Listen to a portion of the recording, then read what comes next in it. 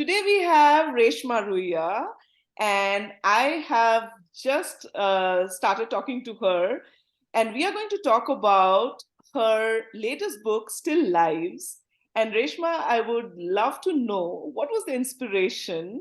I know it's got to do something about migration, about people moving to other countries, living there, diversity, all the buzzwords that we see, listen around us.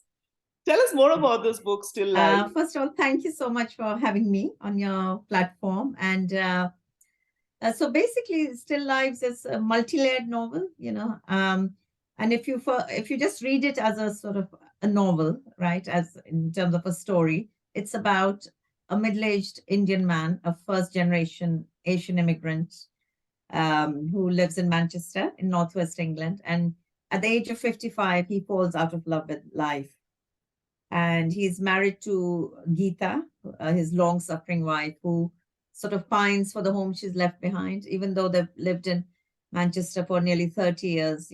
For her, she's still in transit. She's caught in this sort of twilight zone.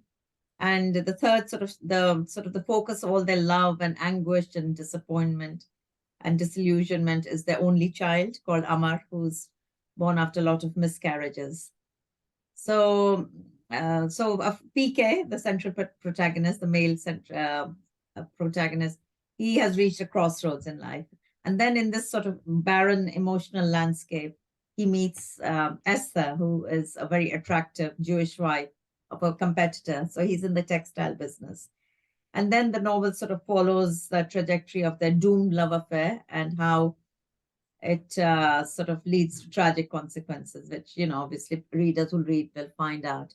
So that's the surface. But as you correctly pointed out, beneath the surface are lots of different themes, which I think would resonate with not just the diaspora, but I think with anybody who's left home these days. And let's face it, who hasn't? We are all sort of migrants of some sorts, whether we are products of, colonial history or economic dislocation or moving for love or whatever. So it's about displacement and identity, as you said, and how you can remain true to yourself while leading a sort of like a translated life.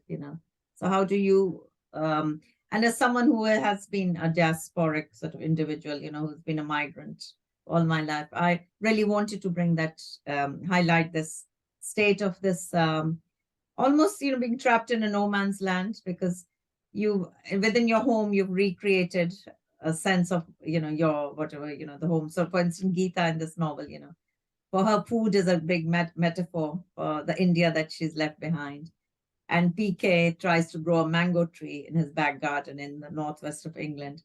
So they're lots, yeah. So that they're would be like, a look, challenge. I know it was a challenge. It was a challenge, and so they're trying in their little ways to keep alive the memory of home. But then the minute they step out of the house, especially for the male protagonist, they have to,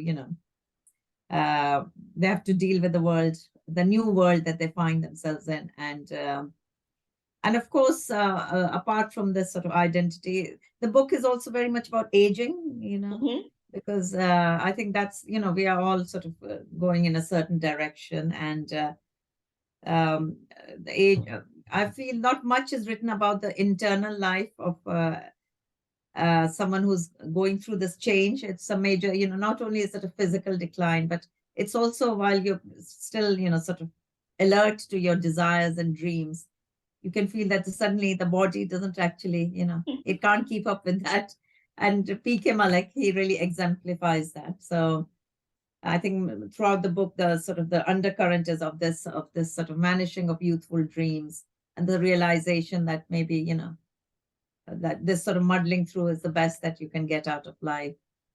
And also, so, it's sort of and I feel that not, especially in terms of Asian characters, I feel that very a lot is focused on them being sort of committed to family and loyalty and upholding community or their sort of values. Yes. But in this book, the main character is a deviant.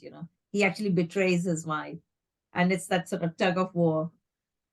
between, his own personal Values, fulfillment. Yeah, his values set and what he values thinks. versus your desires, Yeah, probably. his desires and how you negotiate them. Negotiate with them. Yeah, So yeah, beautiful, so beautiful. I think yeah, sometimes fiction allows us to see the world in a very different way.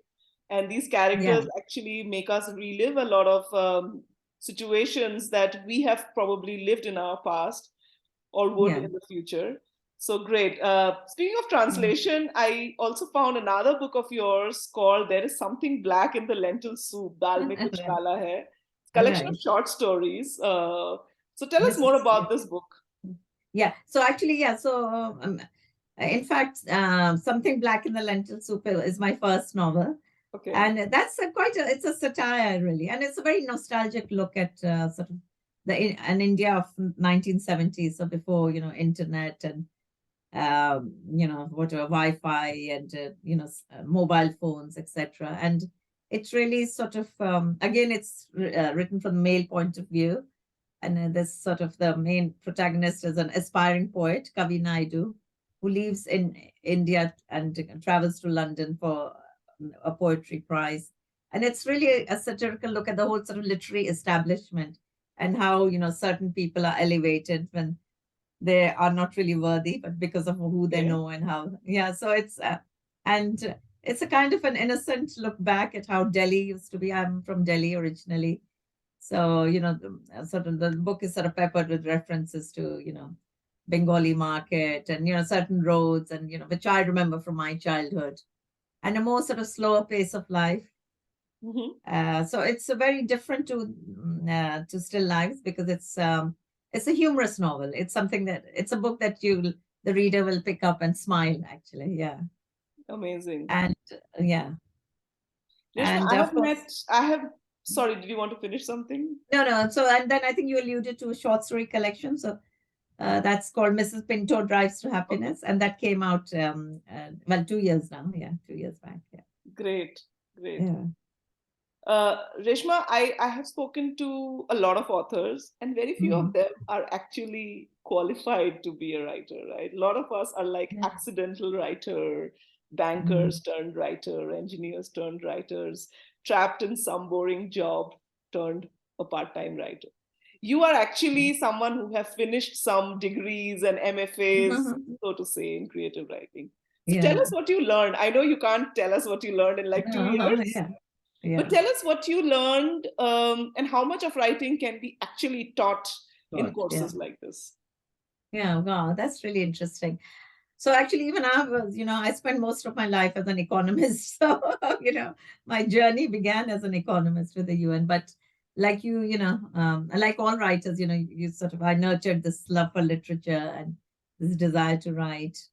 And it was after moving to Manchester, really, I thought that, actually, I didn't want to be a part of that world of, uh, numbers and data and statistics, especially with my job at the UN. I thought, uh, what I was writing about, there were human stories behind all those figures, right? Mhm, About, famine numbers and suffering.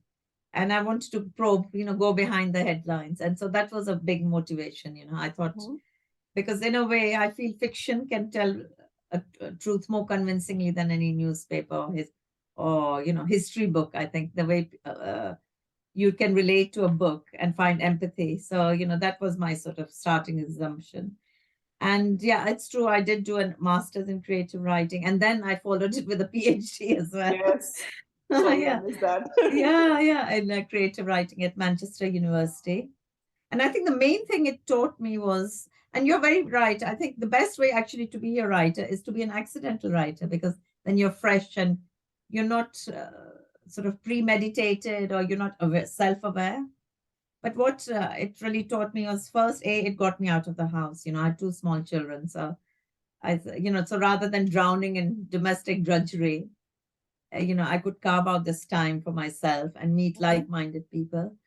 And it taught me discipline in the sense of structuring a piece of work, mhm, and treating language carefully.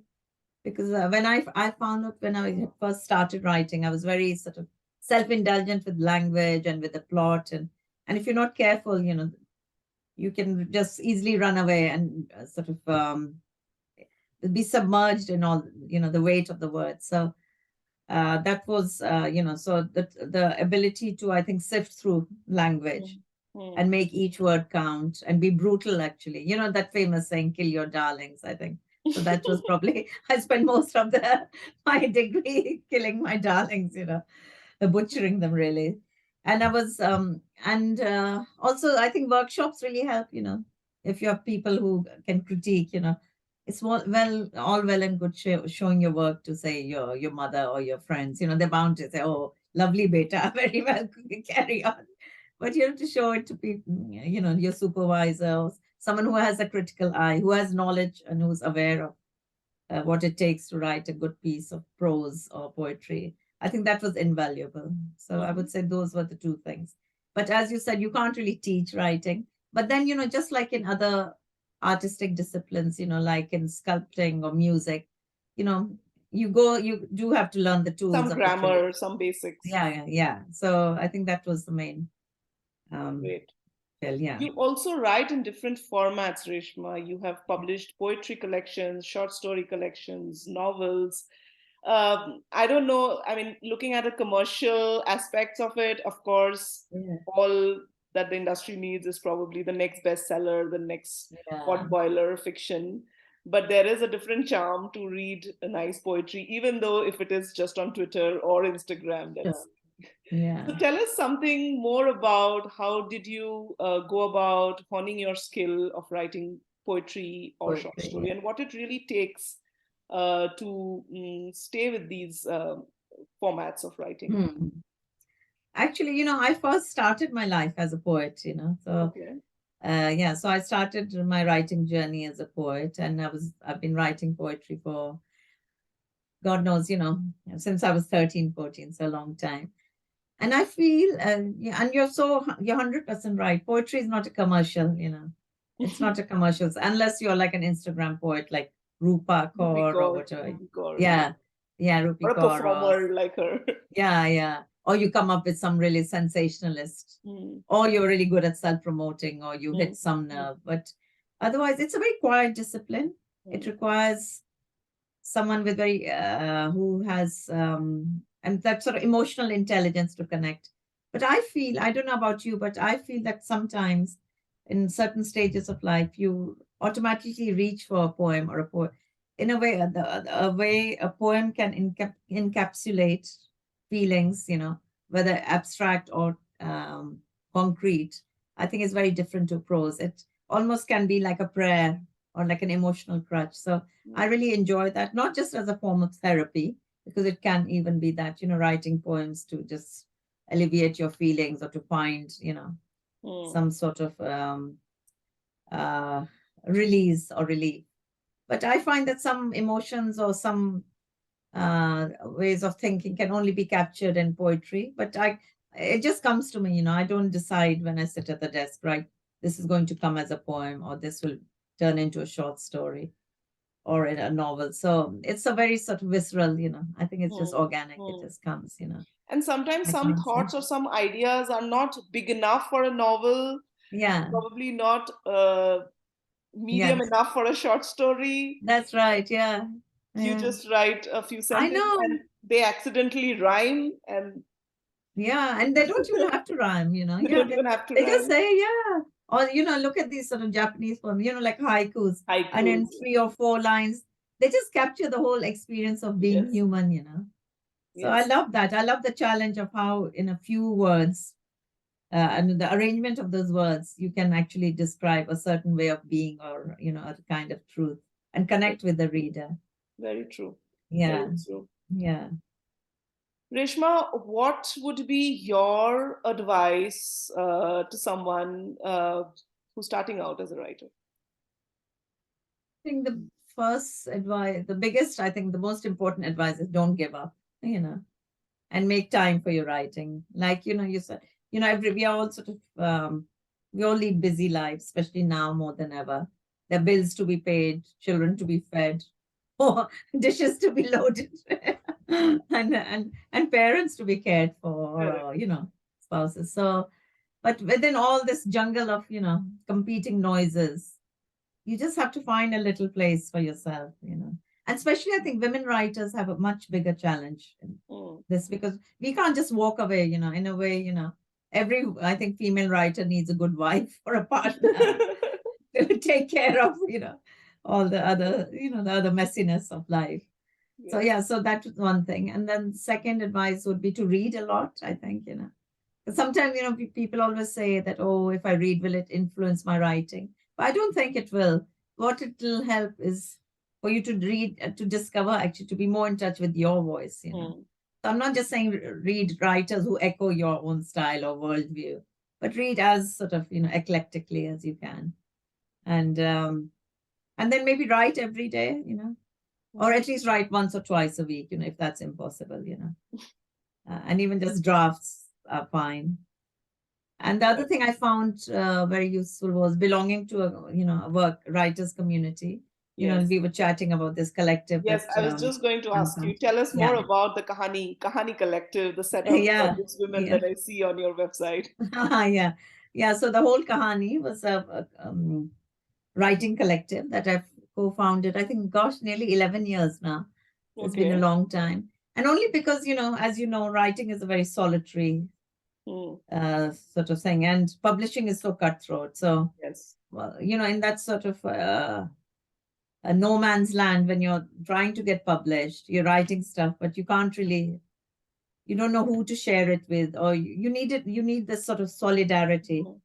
So what the whole Kahani does is, you know, it's precisely that we provide a platform for each other's voices. So it's a South Asian writers collective, and you know, we have you know, Pakistani, Bangladeshi, I think there's one, yeah, and you know, from all different parts of India. So it echoes, it reflects the whole subcontinent, you know, in all its variety.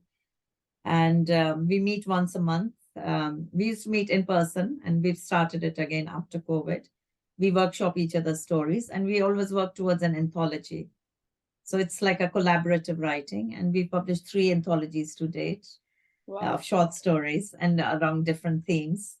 And if you get a chance, you know, do look at our website. You know, so we are always Sure. coming up with exciting, you know. Sure. So the last one was called Tongues and Bellies, and Hmm. it's about food and desire and how food can be a metaphor for so many things in our lives. So we just Amazing. published that, and now we are again going back to the drawing board again to look at, you know, Great. something else to work on. Great.